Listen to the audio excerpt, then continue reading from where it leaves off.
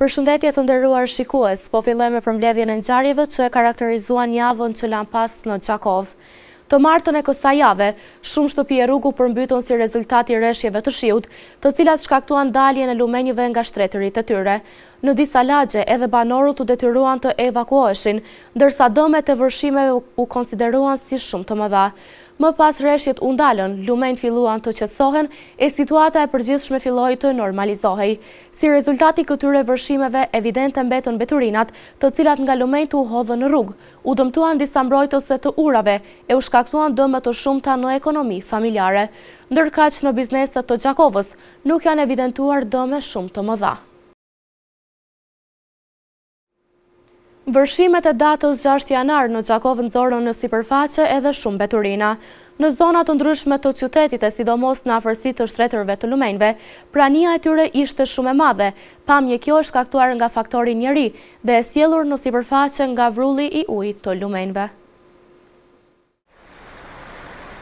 Ditëve të fundit, shumë komuna të Republikës së Kosovës janë përballur me kushte të rënda, të cilat erdhën si pasojë e rreshjeve atmosferike të shumta, duke sjellë kështu vështirësi të qarkullimit në komunikacion. E një shqetësim shtesë pas kësaj gjendje, mbeten edhe mbeturinat e shumta që kanë dalë në pah. Në shumë zona të qytetit që u vërshuan dje, pas kanë mbetur mbeturinat e shumta të hedhura nga qytetarët e pakujdesshëm në ujërat e lumenjve. Mbeturinat e përhapura në rrugë, si plastik, mobilje e shumë çka tjetër, po sjellin një pamje as pak të këndshme. Vërshimeve në Gjakov nuk i shpëtoi as fshati i Gjelbër, por me një angazhim të shpejt komunitar dhe institucional, gjendja u normalizua shumë shpejt. Uji u largua, familjet u strehuan dhe gradualisht secili po përpiqet të sanoj edhe disa nga dëmet e shkaktuara. Rreshjet atmosferike të ditëve të fundit sollën vërshime që shkaktuan dëme të mëdha në shumë komuna të Kosovës, e veçanërisht në Gjakov. Fatkeqësia preku edhe fshatin e Gjelbër, lagjen moderne e të veçantë të Gjakovës. Përkundërsitës, fshati ka qëndruar në mbështetje të familjeve që hasën në vështirësi, duke siguruar çdo gjë të nevojshme.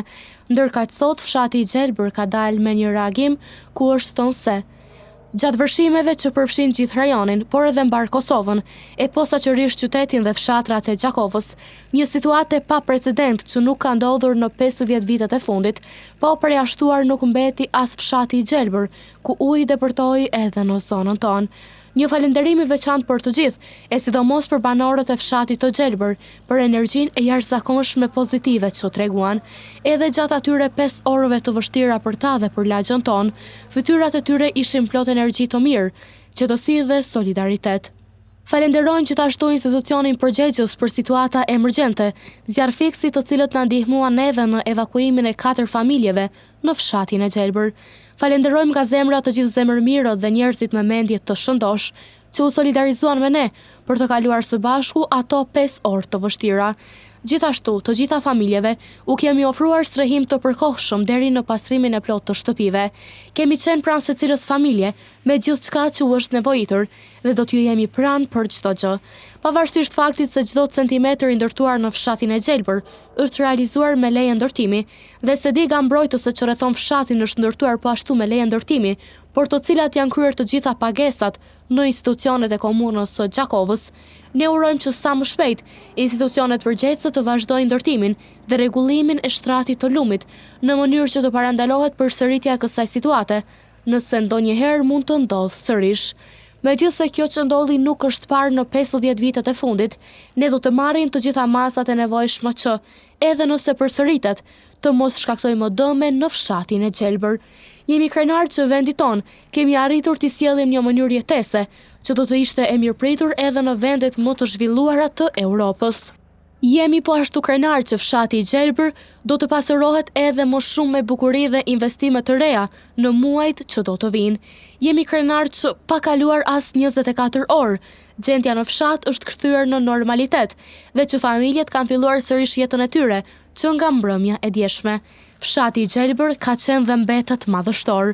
Këtë sfide përballoi i bashkuar si një familje e vërtet, me zemër dhe dinjitet.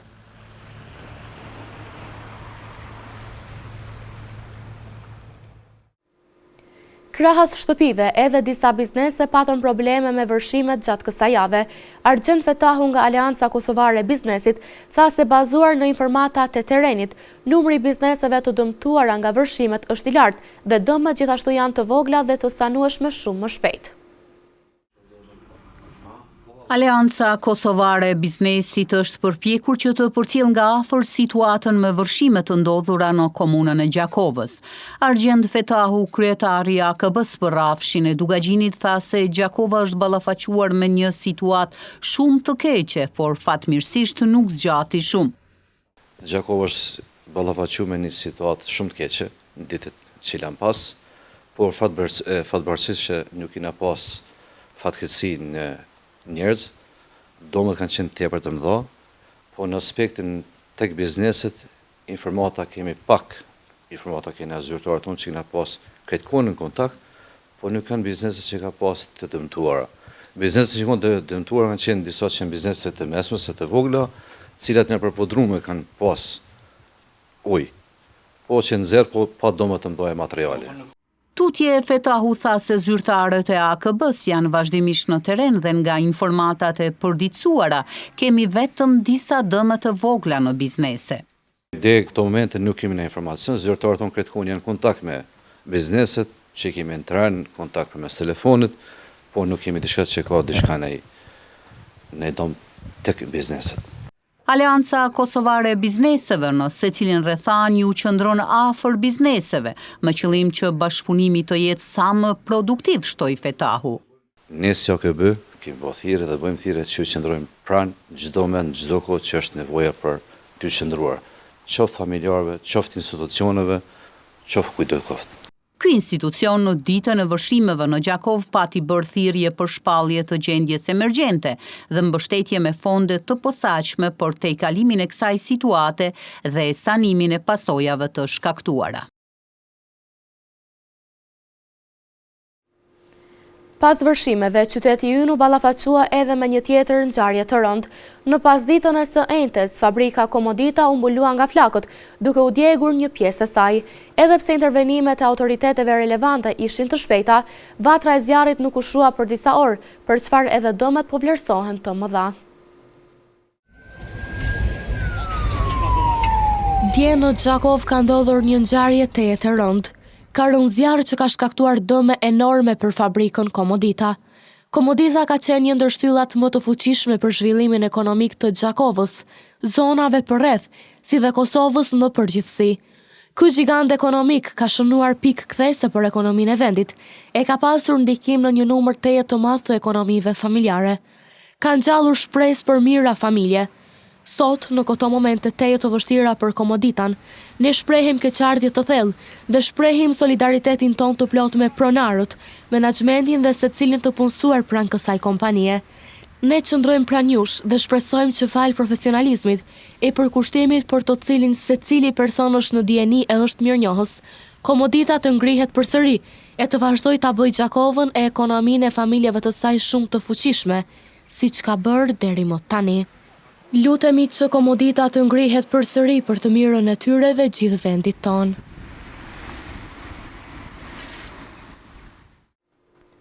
Dy vullnet mirë nga shoqata Bereqeti në Gjakov kanë shprehur gatishmërinë e tyre për të ndihmuar në riparimin e disa dëmeve të shkaktuara nga zjarri në shtëpinë e familjes Morina. Hoxha Abdurrahman Vejtullahu gjatë kësaj jave i ka pohuar mediumit tonë se pavarësisht personave të deklaruar, nevojiten edhe disa mjete shtesë për ta finalizuar të plot rindërtimin e shtëpisë së djegur, prandaj ka ftuar edhe të tjerë vullnet mirë që t'i bashkohen kësaj nisme. Pas raportimeve të televizionit Syri për djegjen e një kati të shtëpisë së familjes Morina në rrugën Qazim Leshi në Gjakov, kësaj familjeje tashmi është ofruar ndihmë për rindërtimin e shtëpisë. Sipas Abdurrahman Bejtullahut, nga shoqata humanitare Bereqeti, për ndërtimin e kulmit dhe një pjesë të shtëpisë janë paraqitur 2 persona vullnet mirë. Po e kemi parë përmes të syrit si lajm për fatkes ndodhja që ndodhi. Po ka dorë zoti fatmirësisht nuk ka marrë njerëz, është vetëm ndonjë materiale që shpejt bëhen. Pastaj kemi marrë të familje Murimet që na ka thirrë vllai i kësaj familje për parimin, me kërkuar ndihmë nga shoqata Breqeti. Kemi marrë telefonata shumë nga bamirësat nga diaspora dhe vendi, jo për këtë as por shumë ose që në komunën tonë të ndihmohen sa kena mundësi. Familja Gola, jam të pasësdash, Faiki ka dhënë shumë për 5 mirë si start, kurse Valen Duraj ka marrë për kulmin si fillim. Bejtullahu ka bërë apel që ndihma për këtë familje të vazhdojë në mënyrë që shtëpia e tyre të përfundojë dhe të jetë e banueshme deri në pranverë. Besojmë që e bojnë shtëpi më të mirë se ka qenë me emrin Zotit deri shpejt dhe pranvera ka më të qenë më mirë. Kulmi sikur me kap shumë 20 mijë. Valoni ka marrë për komplet, po duhet të vazhdojnë dhomat të rregullojnë, të njëjtën kohë me mujtin bollë më pasardh, me rregullimin me bollë më bukur që ka qenë pse jo. Besoj që bamirësat materiala ndihmojnë çdo pas ta përfundojnë që shikohie. Shtëpia e familjes Morina ishte përfshirë nga flakët disa ditë më parë, duke shkaktuar dëme të mëdha materiale. Familjarët kanë kërkuar ndihmë nga qytetarët vullnetmirë, pasi nuk kanë mundësi financiare që ta rindërtojnë vetë shtëpinë. Mbi 2000 persona vetëm gjatë vitit 2025 janë diagnostikuar me kancer në Kosovë. Doktor Ilir Kurtishi thotë se në klinikën e onkologjisë aktualisht nuk ka listë të pritjes, por sfidë vazhdon të mbetet sigurimi i disa barnave të imunoterapisë që sigurohen nga shteti. Gjatë vitit 2025 në nivel vendi janë regjistruar rreth 2100 raste të reja të kancerit tek të rriturit. Drejtori i klinikës onkologjisë në Qendrën Klinike Universitare të Kosovës, Ilir Kurtishi, tregon se kanceri i gjillit vazhdon të mbetet lokalizimi më i shpeshtë. Vitin 2025 ne kemi evidentuar dhe regjistruar si raste të reja në klinikën tonë në kancerologjisë spitalor, parafatsisht numër të njëjtë rasteve me vitin 2024. Që është një shenjë mirë, pra deri këto momente kur ne flasim, kemi rreth 2000-2100 raste të reja të rriturve, pra të tumoreve të adultët, dhe me lokalizimet më të shpeshta sigurisht edhe vitin 2024, pra me dominim të kancerit të gjillit, i cili ka atakuar më shumë se 460 femra, dhe për herë të parë, pra këtë vit identifikojmë rreth 7 burra meshkuj me kancer të gjillit, që në krahasim me vitin 2024 shënon një dallim spaku 2 persona. Sfidë sipas tij mbetet furnizimi me disa barna të imunoterapisë që duhet të sigurohen nga shteti. Gjatë vitit 2025, në krahasim me vitin 2024, kur furnizimi ka qenë themi gati maksimal, këtë vit ka pas periudha kur kemi pas pengesa të vogla, do të periudha të caktuara kohore, por kjo sipas raportimeve të drejtorisë qendrore dhe baratorëve qendrore, në disa raste është lidhur edhe me mungesat e ofertuesve ose operatorëve ekonomik dhe dështimet të cilat kanë ndodhur në procedurat e tenderimit. Përndryshe, sa i përket planifikimit të barnave nga klinika onkologjisë dhe nga SHSOK, ne kemi qenë në një vit dhe kemi pas një planifikim korrekt, i cili ka përmbush nevojat e klinikës do të më shumë se 80-90%. Onkologu Kurtishi gjithashtu tha se aktualisht nuk ka listë të pritjes për shërbimet në klinikën që ai drejton. Ne në këtë drejtim mund të themi se jemi kampion, me që se nuk kemi asnjë pacient i cili është në listë të pritjes në asnjërin prej shërbimeve që ne ofrojmë, pra shërbimin e radioterapisë me instalimin e 2 akseleratorëve të rejë së fundmi, kemi bërë një avansim shumë të lartë në kuptim të trajtimit të smundjeve malinje me teknika të reja të rrezatimit, siç është IMRT, VMAT dhe stereotaksi. Dhe këto momente kur flasim ne jemi duke instaluar aparatin e tretë. Ngarkesa rasteve ka filluar të lehtësohet edhe përmes angazhimit të onkologëve të rinj, sepse të gjithë përpiqen të jenë në shërbim të pacientëve. Kemi 3 specialistë të rinj të onkologjisë që do ta letoj barën shumë dhe shpresojmë që ata të kemi gjatë vitit 2026 të punësuar në klinikë, ndërkaq puna me infermier akoma, edhe pse kemi pas, realisht kemi pas shpesher edhe punësime të reja të infermierve, që në vitin 2024, 2023, 2025. Sipas onkologut Kurtishi, diagnostikimi i hershëm, skriningu i rregullt dhe rritjave të dijes së qytetarëve mbetën faktor kyç në përmirësimin e mbijetesës dhe cilësisë së jetës së pacientëve me kancer. Të gjithë qytetarët dhe bizneset që marrin shërbime nga KRU Gjakova, faturën në muajt janar do ta pranojnë me çmim më të lartë. Kjo pasi kjo kompani vitin 2026 e ka nisur me tarifa të reja. Kompania rajonale ujësjellësi Gjakova ka bërë të ditur se bazuar në ligjin për rregullimin e shërbimeve të ujit, autoriteti rregullator për shërbimet e ujit ka përcaktuar tarifa të reja të shërbimeve të ujësjellësit dhe ujrave të ndotura. Në kategorinë e konsumatorëve shtëpiak, tarifa volumetrike për shërbimet e ujësjellësit nga 0.39 në 0.52 cent. Tarifa volumetrike për shërbimet e ujrave të ndotura nga 0.15 në 0.18 cent, ndërsa për kategorinë e konsumatorëve jo shtëpiak, komercial dhe institucional, tarifa volumetrike për shërbimet e ujësjellësit nga 0.55 në 0.67 cent, tarifa volumetrike për shërbimet e ujrave të ndotura nga 0.32 në 0.40 cent, ndërsa tarifa fikse mujore do të përcaktohet në bazë të diametrit të kyçjes në rrjetin shpërndarës. Urdhëresa tarifore e shërbimeve të KRU Gjakova hyn në fuqi nga 1 janari vitit 2026 dhe vlen vetëm për vitin fiskal 2026, ndërsa lartësia tarifave përfshin vetëm vlerën faturale për shërbimet themelore përjashtuar TVSH-n.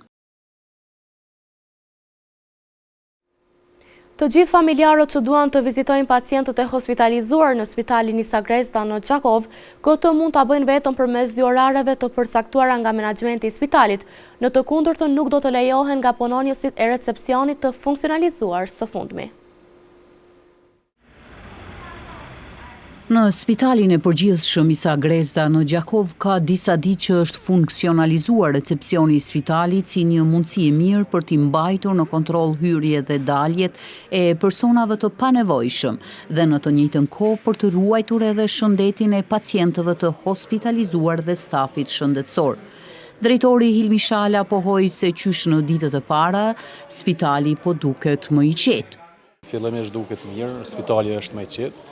Për shkak se ne këtu në recepcion dhe pe i filtrojmë njerëzit, ata që nuk duhet të hyjnë në spital brenda, më thonë personat që nuk kanë nevojë, po nalin këtu. Personat që duhet patjetër të shkojnë te familjarët e vet, në recepcion pajisen me një badge që është për vizitor. Dhe në këtë formë ne i kontrollojmë njerëz që i kena brenda në spital. Drejtori Shala gjithashtu tha se edhe personat të cilët janë shoqërues të pacientëve të hospitalizuar do të pajisen me begja të veçantë. Kemi edhe një lloj tjetër të begjave që janë për personat ose familjarët të cilët qëndrojnë familjarë nëse me të smurin aty, që janë përcjellës. Ne kemi bërë këto për të ruajtur shëndetin e të shtrumave dhe të pacientëve, për t'i mbrojtur punëtorët shëndetësor nga infeksionet spitalore që mund të mbarten nga jashtë brenda. E kur është fjala të respektimi rregullave për hyrje dhe dalje në repartet e spitalit, drejtori Shala tha se fillimisht kemi pasur disa kundërshtime.